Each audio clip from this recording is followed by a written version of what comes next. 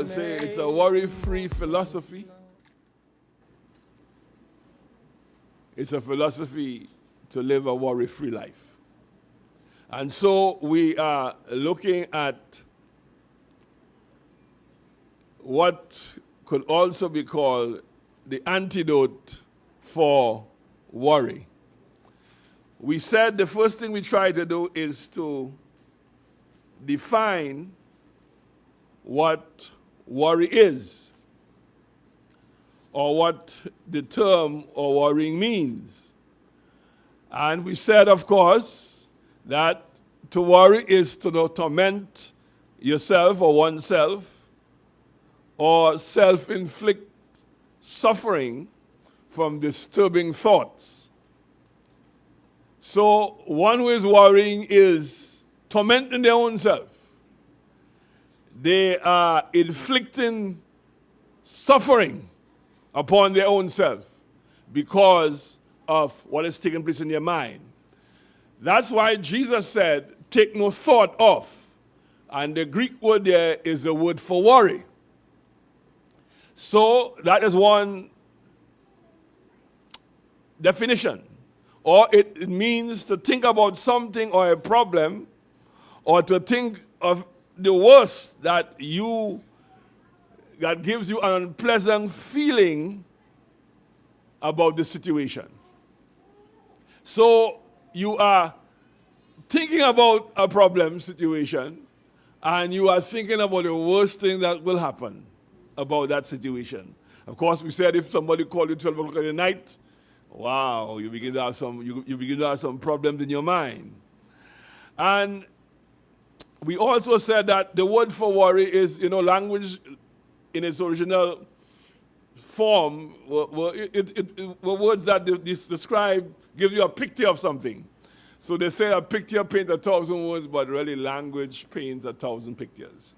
And so one of the words in the Old English really has to define worry as the picture is to seize by the throat with the teeth and mangle, shake and mangle.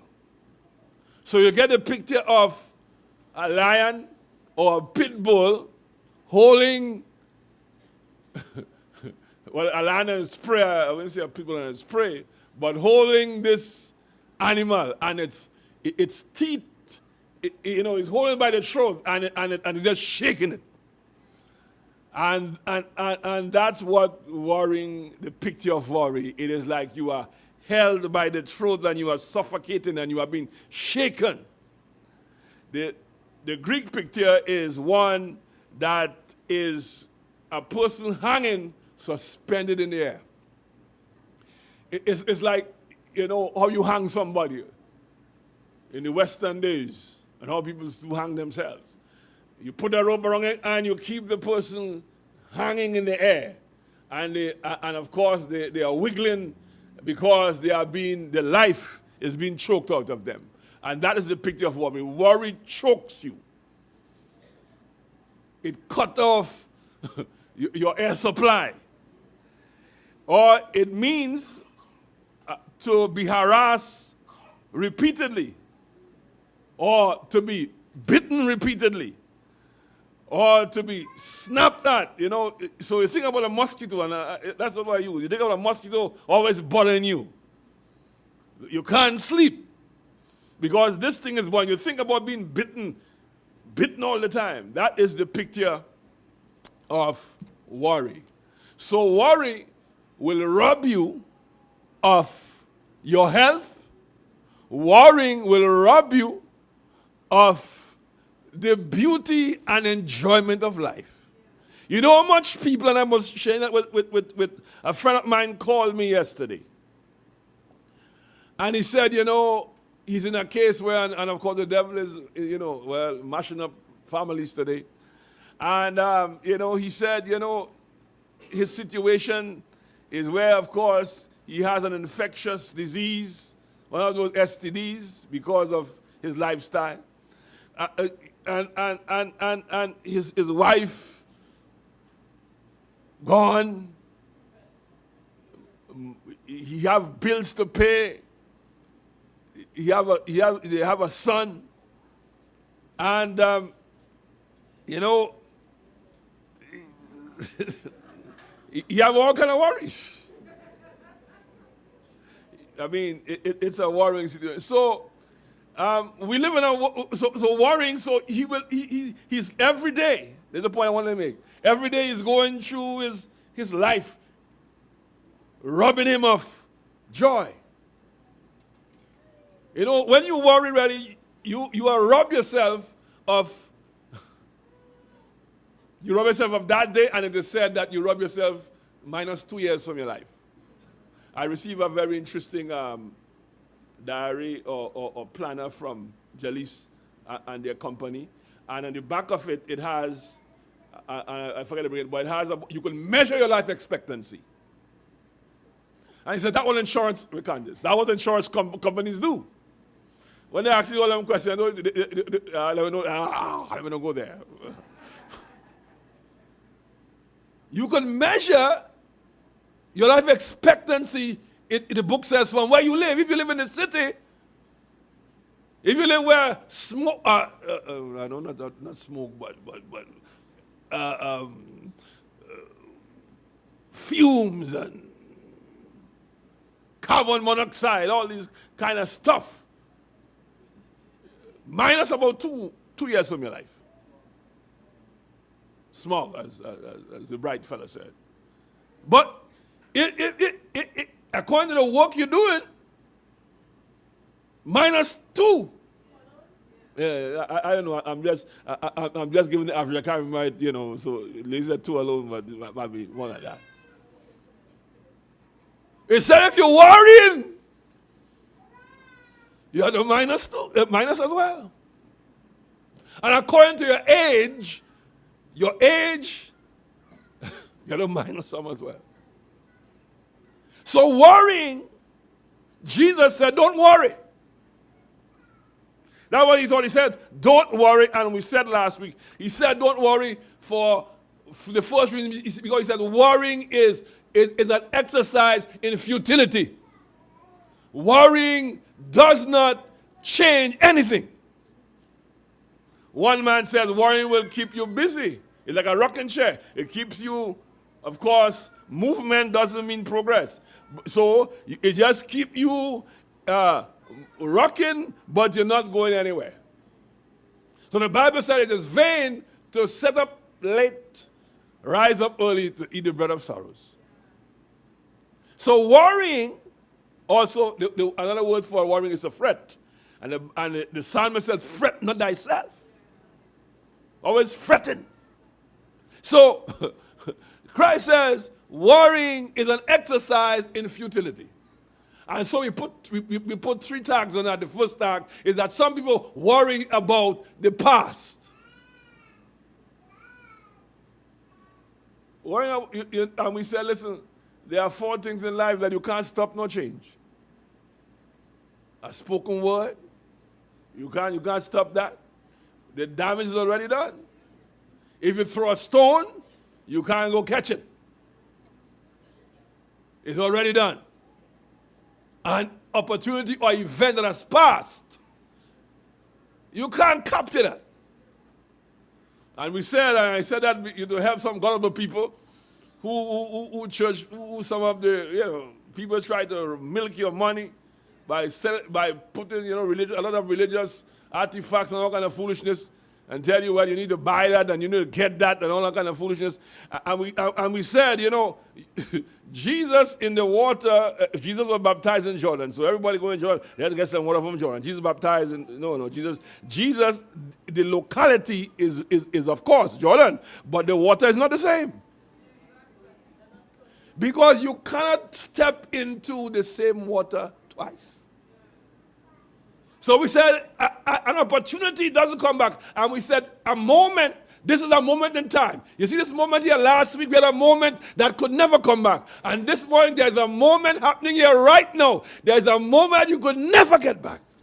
This moment, this hallowed, sacred opportunity for transformation, for deliverance, for turnaround in your life will never come again. This particular moment. As a matter of fact, 2 seconds ago, I can't get back that. So, he said to worry about the past is you're wasting time. You can't change it. If you did something, you can't stop what already happened. So don't worry about the past. Don't worry about even the present. Christ said you worry about what you shall eat, what you shall drink. No, don't worry about the present. Don't worry about what people spend their life worrying about what people say and what people do and what people, don't worry about those things. You have no control over things in life. So I said to the brother, I said, listen, you can't make your wife come back, you have no control over that. The thing is, we spend all our life trying you can't change people. Not even God could change people if they don't want to change. So why are you worrying yourself about changing people? So you spend all your life worrying and worrying and worrying. So you are losing happiness because you're worrying about a situation. You're down, you're depressed. No. Whatever you can fix is the thing. If you can fix it, fix it. If you can't fix it, leave it alone. Put it in the hands of God. What are you worrying about? And then we said we put a tag on the future because a lot of people worrying about, and that's what Christ said, we worry about the future. And especially in this economic challenging times, you could find yourself in a place of worry. If your job is a contract one, most of the job these is a contract. You could start a war about, wait, my tenure this year will be, what will happen? I'm not sure how I'm going to, I have bills to pay, I have debts to pay, I have mortgages to pay. How am I going to do that? And if you begin to run with that, I might tell you, your mind begin to run. If you begin to run and run and run, and then you say, no, what? After a while, you might just exit from the planet. So we said, of course, before I talk about futility, I should have told you Christ talked about the fact of worry. He said, the reality is that human beings worry about legitimate concerns of life. Christ said we have legitimate concerns or needs in life. And I said, Maslow did a good work in terms of categorizing those things. Because Maslow talked about we have, in this pyramid of the hierarchy of needs, he says we have physiological needs. Or what we call survival needs. That is to have food on the table. To have a place to live, shelter, which is also a safety need, but shelter, the air we breathe, these are necessary for survival. And sometimes people are stuck in survival mode. And let me show how it works. Because when a person is stuck in survival mode, let me tie in that in terms of the fatality of worry. When you are stuck in survival mode, Christ said it is fatal to your own spiritual health because you continue to just worry, and it affects your spiritual life. So then we have, of course, these psychological needs, self-esteem, to feel good about ourselves by achieving something, by accomplishing something. We have the need to belong. I don't care what you say. I don't care you may love humanity but hate people. I don't care what you say. But every person has this need to belong. That's why people need people. Yeah, somebody said, good preaching. And somebody says, people who need people are the happiest people in the world. And people who commit suicide are people who have nobody in their corner. You know why? They have nobody to talk to. And if you want to live in your world by your own self, with yourself, listening to your own self, you have nobody to bounce off ideas and thoughts and stuff on. And God, the truth is, God look at you and he says, he said, it is not good for man to be alone.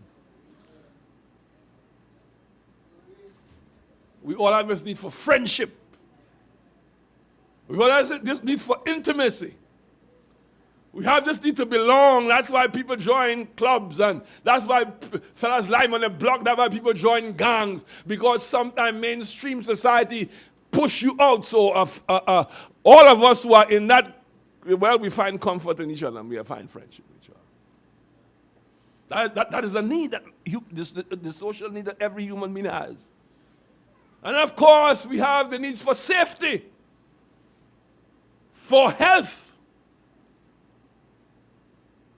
to live, to have some money, security when we retire.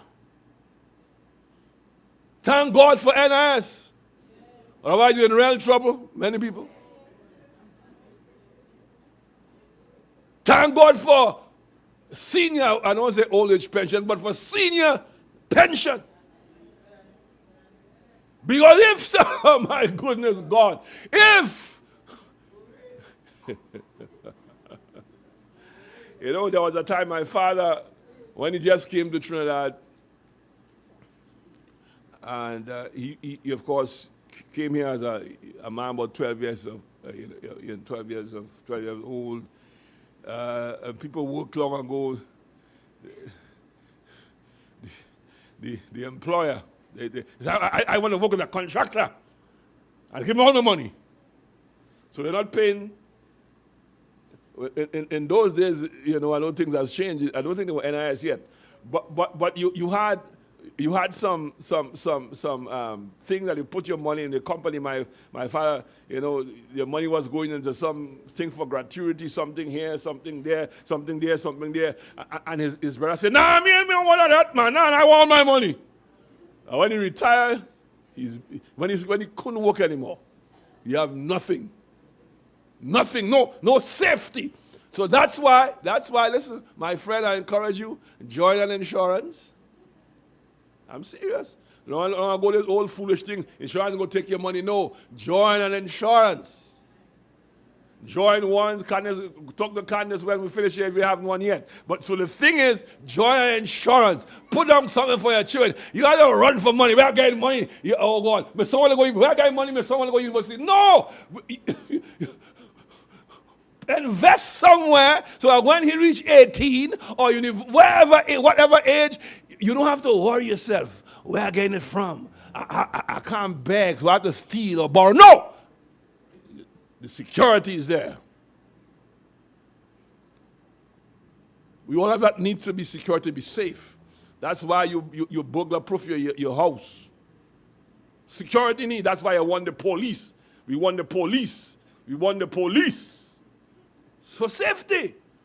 That's why I was talking in the barbershop, Friday. We were talking about this need. People have a security. So that's why a man will buy a gun. But the thing with that, if you don't have control, because somebody mash your car, you're going to shoot them. That's why the young man will carry those who have been bullied in school. So check your son's bag or your daughter's bag. They might take the ice pick and because somebody gave them problem in school, they have to feel safe. Not all of them are bad. It's a need and a normal, instinctive, intuitive, innate, I don't know how to say it anymore, need in man for safety.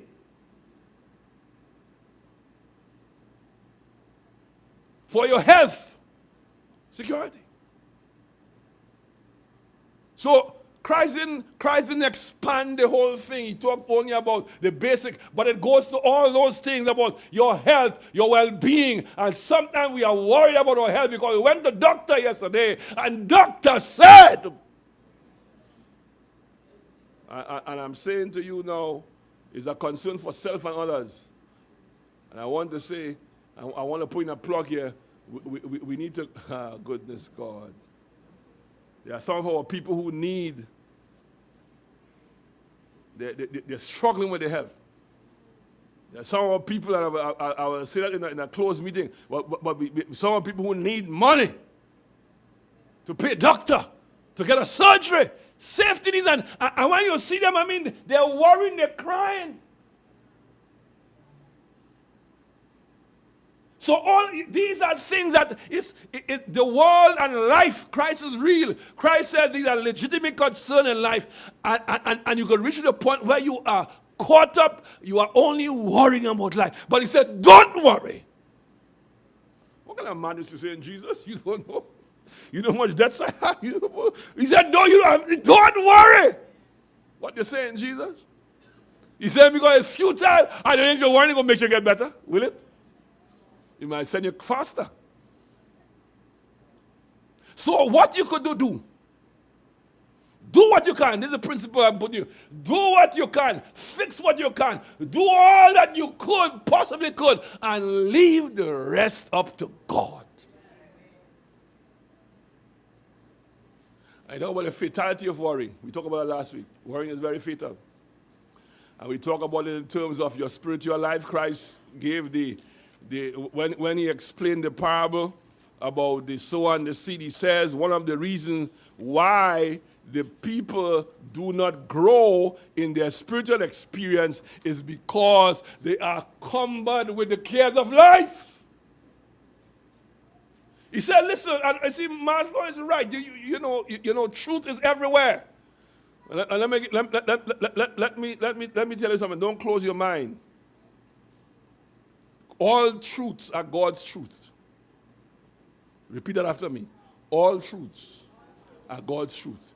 Whether it is in science, whether it is in education, whether it is in sociology, long as there is a truth. Because all truths are not found in the 66th book of the Bible, but in detail. Have you ever seen taking vitamin A is good for your sight in the Bible? You ever see that? But isn't that true? One thing I have to about the Bible never go into details about many things, just give you the instruction. It says a man shouldn't lie with a man and a beast. God didn't tell you, well, you'll get AIDS. God, you see that in the Bible, you'll get AIDS? No. But if you obey what God says without unquestionable obedience, you will understand it. That's why Christ said you will understand the truth as you do it. Don't try to understand it, conceptualize it in your mind. Obey it, and then you will understand it. So, Christ said worrying is fatal to your own spiritual life. So people who are cumbered with life, he said the cares of life, they hear the word, they're excited, and all of a sudden, they're so caught up in getting this and getting that. Oh boy, I have no time for that. Now, boy, and all of a sudden, that's it. Or you can become a pagan, where you become absorbed, Christ said. You become so absorbed with material stuff that your whole life is the pursuit of pleasure and materialism.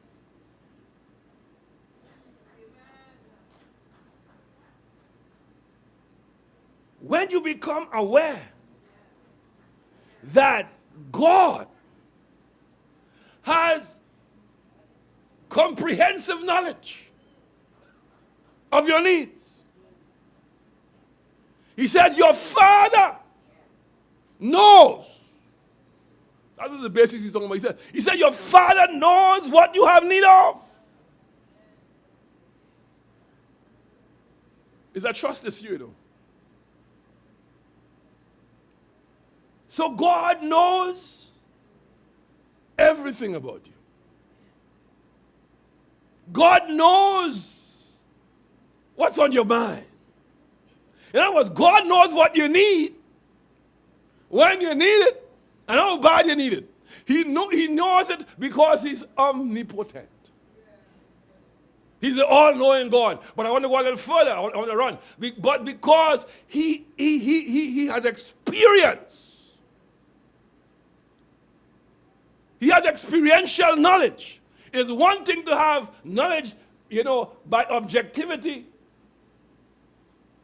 Or knowledge by, reading a book. But it's another thing to have experienced a thing.